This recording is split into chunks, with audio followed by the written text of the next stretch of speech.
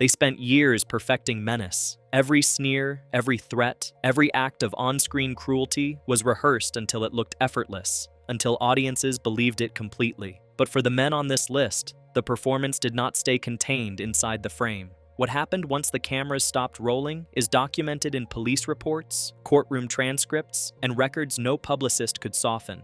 Some of it ended in acquittal, some of it ended in a prison sentence, and one of it ended in a confession that came decades too late for the people it hurt. This is what happened when the villain went home, and it starts with an actor best known for playing one of cinema's most controlled and calculating killers.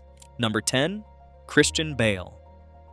Christian Bale built his reputation on unsettling precision. As Patrick Bateman in American Psycho, released in 2000, he portrayed a Wall Street executive whose polished exterior concealed a violent obsession, delivering a performance so controlled that it became one of the defining screen villains of its era. He had been acting since childhood, first drawing attention as the young star of Steven Spielberg's Empire of the Sun in 1987, and by the time he took on the role of Bruce Wayne in Christopher Nolan's Batman trilogy, he was considered one of the most disciplined actors of his generation.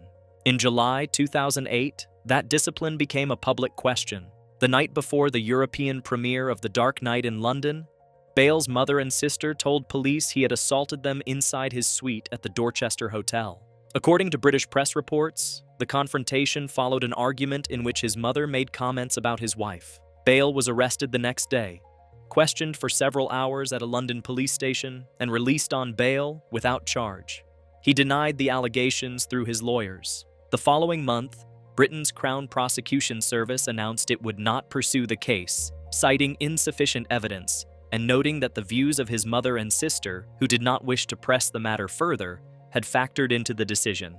Bale called the incident deeply personal and asked to move on from it. He did not speak to his mother again for close to a decade. The London incident was not the only time Bale's temper became public. In 2009, during production of Terminator Salvation, an audio recording of Bale furiously berating a director of photography who had walked into his eyeline during a scene was leaked online and spread rapidly across entertainment media. The nearly 4-minute recording captured a prolonged, profanity-laced tirade rather than any physical confrontation, but it became one of the most widely circulated examples of an actor's off-camera behavior clashing with his professional reputation. And Bale later issued a public apology for the outburst, calling his own behavior inexcusable. The next actor on this list also spent time facing down the American legal system, but the fight was not about a single night. It stretched across years, and it ended with him in a federal prison uniform. Number 9. Wesley Snipes. Wesley Snipes became one of the defining action stars of the 1990s, carrying the Blade trilogy as a vampire hunter and appearing opposite Sylvester Stallone in Demolition Man, released in 1993, where he played Simon Phoenix, a cryogenically frozen criminal who wakes in the future to terrorize a sanitized Los Angeles. It was one of his most memorable villainous performances, full of gleeful menace, and it helped cement his standing as a bankable Hollywood leading man. Off-screen, Snipes had entangled himself with a group of anti-tax advocates, including a former accountant and a self-styled tax protester, who convinced him that federal income tax did not legally apply to him under a set of legal theories that had already been widely discredited in court. Acting on that advice, he stopped filing returns for several years running through the early 2000s and sought refunds on taxes he had already paid, even as his income from his film career continued growing substantially.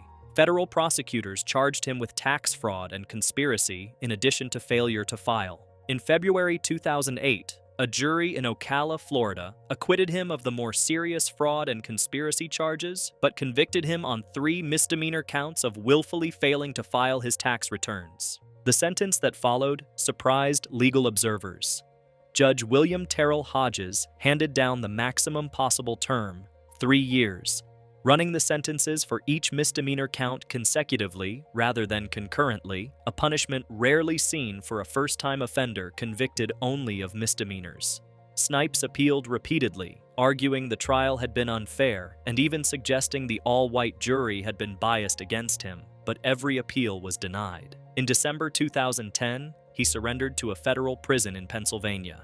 He served close to 2.5 years before his release in 2013.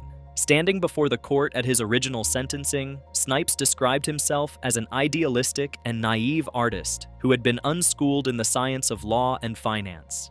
The description did not spare him a single day of his sentence. His legal team spent years afterward trying to overturn the outcome, arguing the trial should have been moved to New York, where Snipes also maintained a residence, and later claiming that jurors had privately expressed a belief in his guilt before deliberations even began. Federal appellate courts in Atlanta rejected each appeal in turn. Prosecutors, for their part, had pushed for the maximum sentence specifically to send a message to other high earners considering similar tax protest schemes, and the sentencing judge cited what he described as Snipes' history of contempt for the tax system.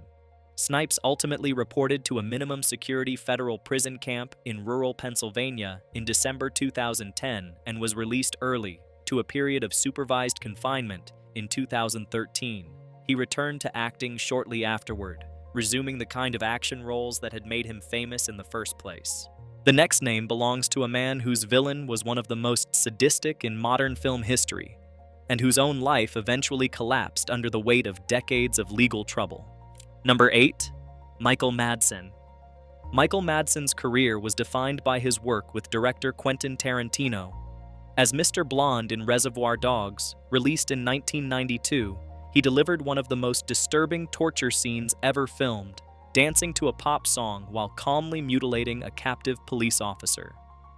He returned for Tarantino in the Kill Bill films as the washed-up assassin Bud, and again in The Hateful Eight, becoming one of the director's most recognizable recurring collaborators across more than 3 decades and nearly 350 screen credits. Beyond his work with Tarantino, Madsen appeared in hundreds of other productions, including Donnie Brasco alongside Al Pacino, a recurring role on the series 24, and dozens of independent action and thriller films over a career that spanned more than 4 decades.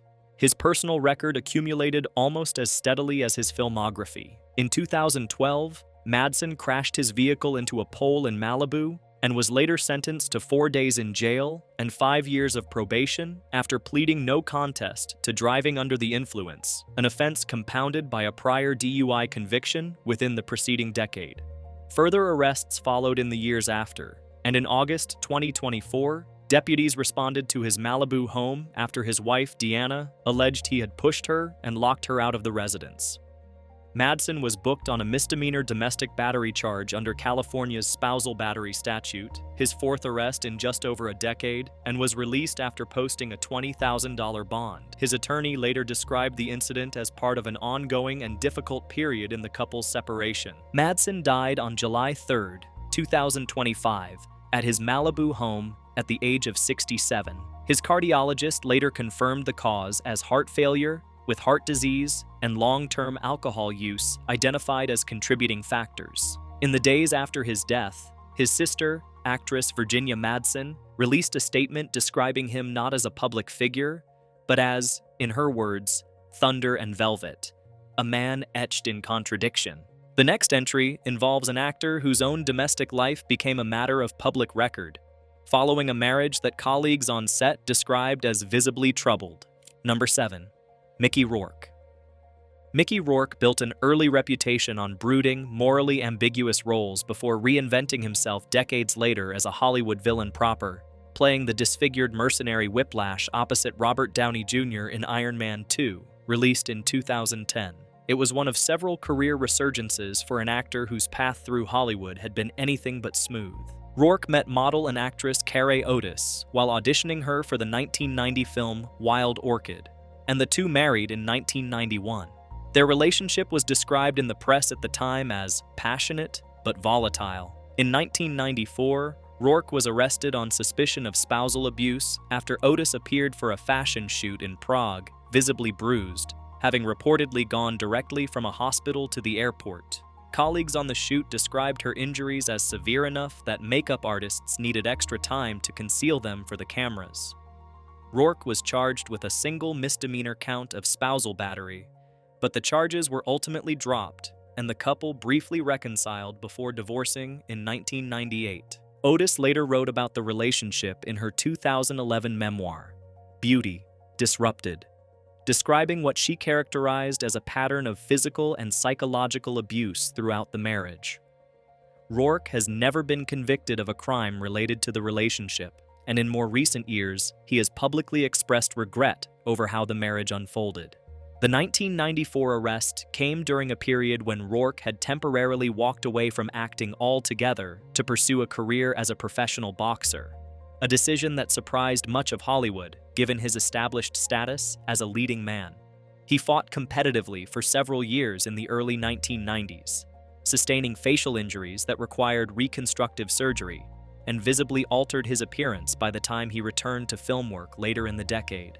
Colleagues who worked with him during that era have since described a man whose physical intensity off-screen closely mirrored the volatility of the characters he would later be cast to play. Rourke's boxing detour also coincided with a series of other legal scrapes over the following years, including a 2007 arrest in Miami for driving under the influence of alcohol while riding a scooter, a charge he ultimately pleaded down to reckless driving.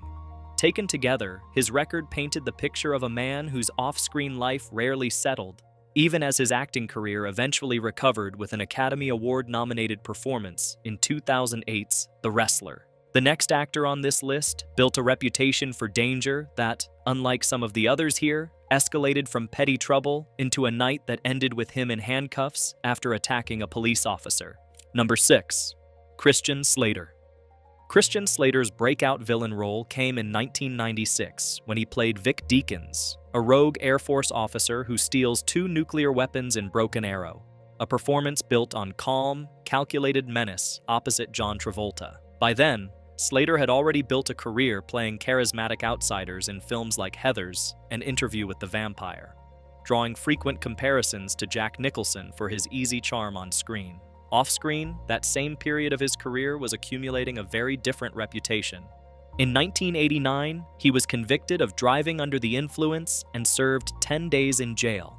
In December 1994, he was arrested at New York's John F. Kennedy Airport after a loaded handgun was discovered in his luggage, resolving the case with a plea agreement that required community service working with homeless children. The most serious incident came in August 1997. Following an all-night gathering in Los Angeles fueled by alcohol and cocaine, Slater became violent, according to police accounts. He was said to have struck a woman at the party repeatedly, bitten a man who intervened, kicked another bystander, and then fought with the responding police officers, attempting to grab an officer's weapon during the struggle. Officers noted that Slater required medical treatment following the struggle. He was booked on charges of battery and assault with a deadly weapon, and in December 1997, he was sentenced to 90 days in jail, of which he served 59 at a facility in Laverne, California, along with a period in residential drug treatment. Slater later told reporters he had no clear memory of the incident and took full ownership of his actions that night, describing the version of himself who had done drugs and alcohol as someone he did not recognize. The fallout followed him for years. Coverage of the arrest was extensive enough at the time that it marked a turning point in how the public perceived him, shifting his image from rising leading man to cautionary tale. Years later, in 2005, while appearing on Broadway, Slater was arrested again in Manhattan on a charge of third-degree sexual abuse after a woman told police he had groped her on the street near his apartment. The next case belongs to an actor whose most famous villain role involved holding a hostage at gunpoint on screen, years before real allegations against him would involve a very different kind of hotel room. Number 5. Gary Busey. Gary Busey's first major villain role came in 1987, playing Mr. Joshua, an icy former Special Forces mercenary who tortures Mel Gibson's character in Lethal Weapon.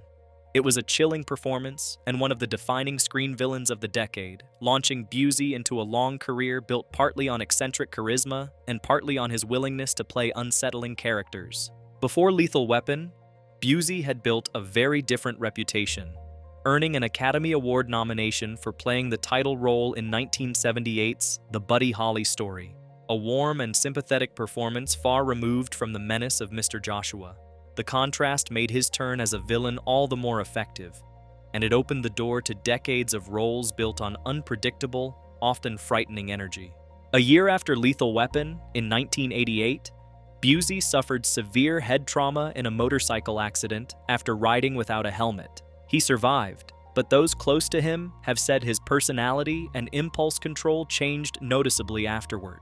Over the following decades, his name surfaced repeatedly in connection with erratic and sometimes violent incidents, including a 2012 bankruptcy filing that cited a woman's allegation that Busey had attacked her at a Tulsa airport the year before. The most serious legal trouble came in 2022 when Busey, then 78 years old, was charged following an incident at the Monster Mania Horror Convention in Cherry Hill, New Jersey, where he had been booked as a featured guest for fans to meet across a 3-day weekend. Police charged him with 2 counts of criminal sexual contact, 1 count of attempted criminal sexual contact, and 1 count of harassment, after attendees reported the encounters to convention staff, who removed him from the event immediately and encouraged the accusers to contact police directly. Convention organizers later said in a statement that they had cooperated fully with the resulting investigation. Roughly 3 years later, Busey was ultimately allowed to plead guilty to a single reduced charge, described by his attorney as involving unwanted contact over a woman's clothing, and avoided jail time in the resolution, facing only the possibility of a fine and a period of probation, given his age and health. The next entry is different from every other name on this list because his real danger did not follow his career as a screen villain. It came first, and it very nearly cost him his life before a single camera was ever pointed at him. Number 4. Danny Trejo. Danny Trejo has died on screen more often than any other actor in Hollywood history, according to an industry study of his filmography, usually cast as a criminal, an enforcer, or a menacing background threat in films including Heat, Con Air, Desperado, and From Dusk Till Dawn. His weathered face became one of the most recognizable in American genre cinema. But before any of that, Trejo lived the reality that most actors on this list only ever performed. Trejo was born in 1944 in the Echo Park neighborhood of Los Angeles to 2 immigrant parents.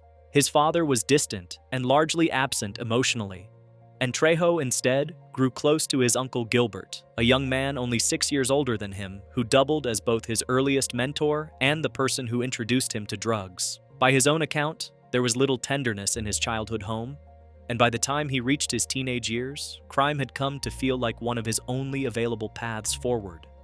Introduced to marijuana at 8 years old and heroin at 12 by an older relative, Trejo spent his adolescence cycling through drug use, armed robbery, and stints in juvenile detention that began when he was only 12 years old. By his teens, he and his friends had carried out a string of carjackings and armed robberies across a wide radius of Los Angeles.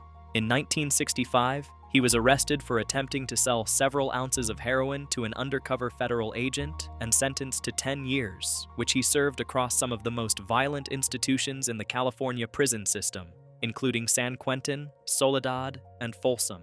Inside, he became a champion boxer, a skill he has said helped him survive repeated confrontations, including a riot at Soledad, during which he fought other inmates using a rock as a weapon. He has described the tension of those years as something he could taste, a feeling he later drew on directly for his acting work. Trejo was released in the late 1960s and, rather than returning to crime, became a drug and alcohol counselor, work he continued for decades. His path into acting came almost by accident, when a young man he was counseling brought him onto a film set and a director noticed his face and cast him on the spot. He went on to appear in an extraordinary volume of films, later returning to San Quentin itself as an actor to film scenes for the 1993 drama Blood In, Blood Out, including sequences shot inside the same cell block where he had once been an inmate.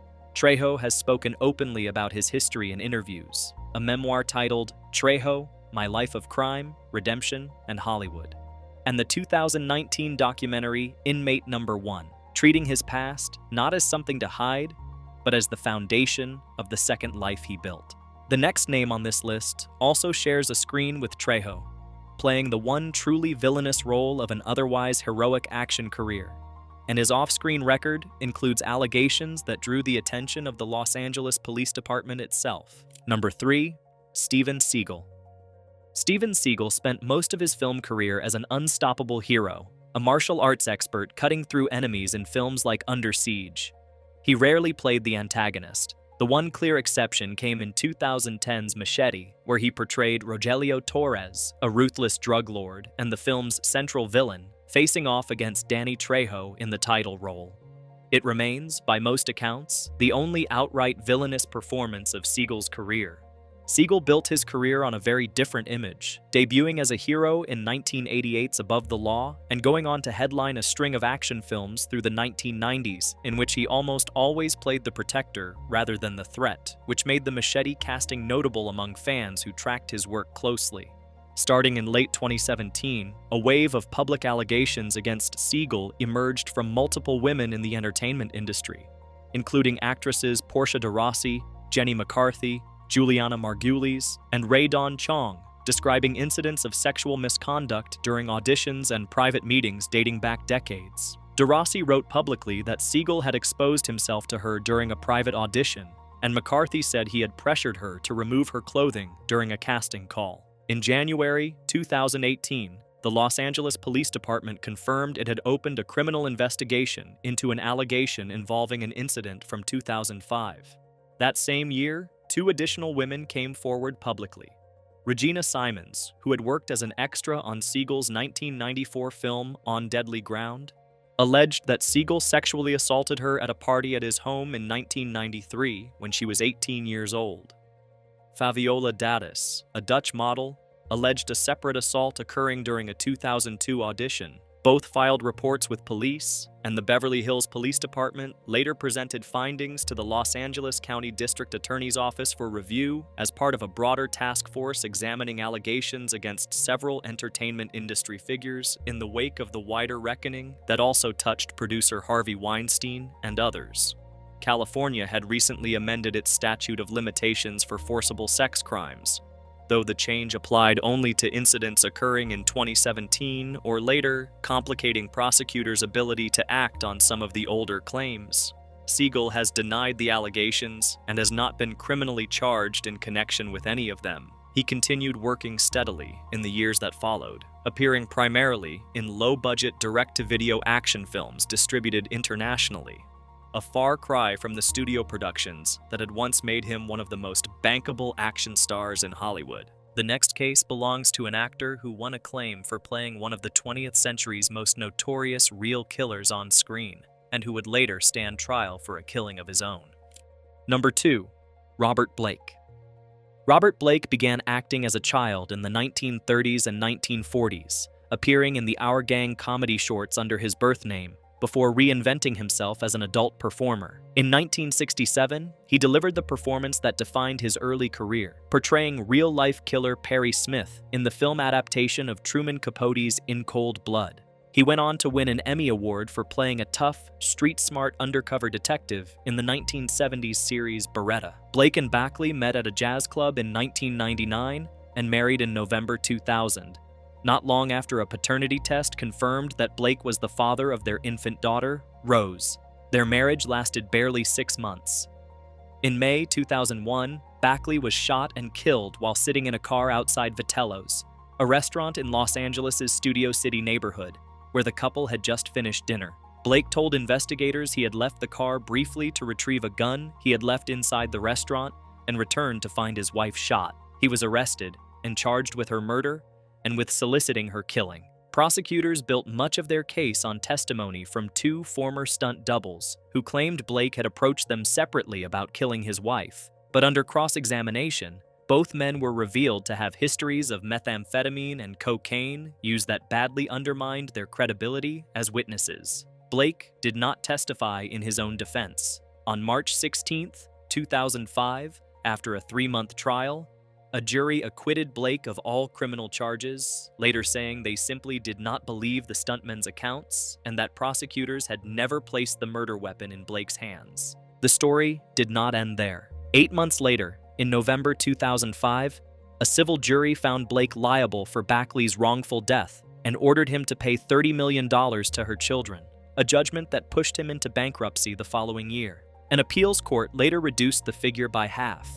But the damage to Blake's finances and reputation was already done. His attorney in the criminal trial later remarked that Blake had effectively undone himself on the witness stand during the separate civil proceedings, contributing to a result his own defense team considered deeply unfair. In a rare interview years later, Blake maintained his innocence and, referring to the woman he had been acquitted of killing, called her a con artist. The daughter he shared with Backley, Rose, was raised largely by other relatives and did not speak with Blake again for close to 2 decades. He died in March 2023 at the age of 89. To this day, no one else has ever been charged in connection with Backley's death, and the case remains formally unresolved. The final name on this list belongs to an actor whose on-screen menace was so convincing that it became legendary in its own right, and whose real-life behavior, both during his career and revealed only after his death, turned out to be far darker than anything he ever performed for a camera. Number 1. Klaus Kinski. Klaus Kinski appeared in more than 130 films over his career, one of European cinema's most electrifying and unpredictable actors, delivering performances in films like Aguirre, The Wrath of God in 1972, and Nosferatu the Vampire in 1979 that remain touchstones of screen intensity decades later. His 5 collaborations with director Werner Herzog produced some of the most celebrated films of the era, including Fitzcarraldo and Cobra Verde, but the relationship between the two men was famously volatile. Herzog documented their turbulent partnership in his own 1999 film, My Best Fiend, describing on-set outbursts so extreme that crew members reportedly feared for their safety during production. Herzog has recounted that during the making of Aguirre, filmed deep in the Peruvian jungle, Kinski's rages grew so severe that the director considered violence necessary simply to keep production moving. Kinski's temper was, by numerous first-hand accounts from those who worked with him, not an act. He died of a heart attack in 1991 at the age of 65, widely mourned in Germany as one of the country's great and most difficult artistic talents.